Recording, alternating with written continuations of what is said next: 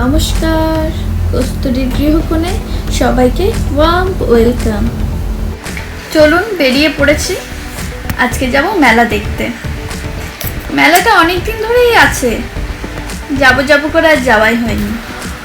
আর 2-4 দিনের মধ্যে ওটা উঠেও যাবে, সেই জন্য আজকে ঠিক করলাম একটু মেলা ঘুরে আসবো।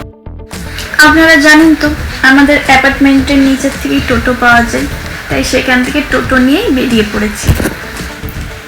রামপুরহাটের এই দিকটাতে লক্ষ্য করেছি, শীতকাল বলুন বা গ্রীষ্মকাল, সব সময় কিছু না কিছু মেলা লেগেই আছে। শুধু তাই নয়, প্রতিটি মেলায় এত ভিড়। আমাদেরকে তো টোটো দাদাটা অনেক আগে নামিয়ে দিয়েছে, এই বাকি পথটা আমরা পায়ে হেঁটেই যাব। গুনকে দেখছি এত আলো গাড়ি দেখে কি মহানন্দটাই না হচ্ছে। ভিড় ঠেলে ঠেলে এগোতে আর মেলা পৌঁছতে আমাদের বেশ সময় লেগে যাচ্ছে। এই যে সামনেই দেখা যাচ্ছে মেলার গেট। সুরজিতের অবস্থা খুব খারাপ, যেখানেই যাই গুনকে কোলে নিয়ে যেতে হয়, কারণ গুন আমার কোলে আসবে না, আর আমিও বেশিক্ষণ ওকে কোলে নিয়ে ঘুরতে পারি না, সেই জন্য ও বাবার কোলে কমফোর্টেবল ফিল করে। আরও কয়েক মাস গেলে তা একটু ভালো হবে, কারণ এখন হাঁটতে পারে তো খুব একটা পারে না। কয়েক মাসের মধ্যে বেশ ভালোভাবে হাঁটাটা শিখে যাবে, তাও মাঝে মাঝে একটু হাঁটিয়ে নিয়ে যাওয়াও যাবে। প্রতিটা মেলা শুরু হয় মিষ্টি মুখ করে। এই যে জিলাপি খাজা গোজার দোকান বসে গেছে, এই সাইডে টুকটাক খেলনা আর ওই ফুচকা এসবের দোকানও আছে।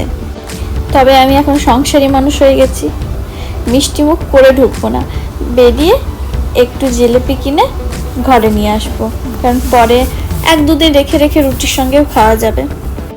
এই রামপুরহাটে যতগুলো মেলা দেখেছি, প্রায় 3-4টে মেলা হলো দেখা, তো এর মধ্যে একটা জিনিস থাকবেই, সেটা হলো আচারের স্টল। সিউড়ির আচার বিখ্যাত, সেটা কম বেশি সবাই জানি আমরা। আর এখানে একটা আচারের স্টল রইবে না সেটা হয়? একটা প্রথমেই আচারের স্টল দিয়ে শুরু। মেলাটার মধ্যে প্রচুর ভিড়, তার মধ্যে বেশি ভিড় আমি দেখতে পাচ্ছি ওই ঘর সাজানো সামগ্রীতে। আমরা দৈনন্দিন ইউজ করি যেসব জিনিসগুলো, সেই সব দোকানগুলোতে প্রচুর ভিড়, প্রায় চোখে পড়ার মতো ভিড়। আর একটা হলো জুয়েলারির দোকান, এটারও ভিড় মোটামুটি বেশ ভালোই। তাছাড়াও সব দোকানগুলোতে ভিড় আছে, কম বেশি ভিড় আছে। পুরো মেলাটাই প্রচুর লোক। যারা ছোট বাচ্চা নিয়ে এসছে তারা প্রথমেই চলে যাচ্ছে ওই বড় গ্রাউন্ডটার মধ্যে। বাচ্চাগুলো কিছু না কিছুতে চাপবে। নাগরদোলনা আছে, তারপরে ব্রেক ডান্স, মিকি মাউস, একটা এরকম দোলনা আছে, একটা টয় ট্রেনের মতো আছে, তারপর বাচ্চাদের গাড়ি ঘোড়া রকমেরই জিনিস আছে।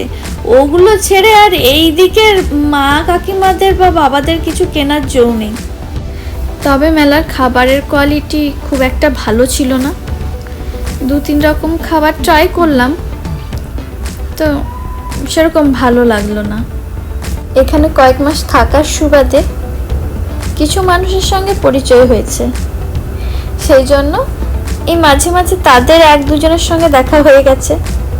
দাঁড়িয়ে খানিকক্ষণ গল্প করা হলো।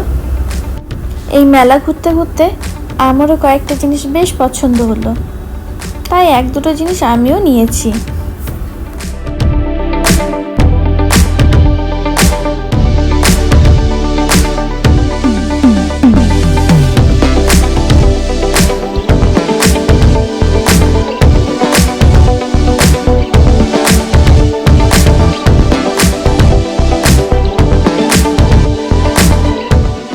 মেলা ঘোরা হয়ে গেছে, এরপর বাড়ি ফেরার পালা।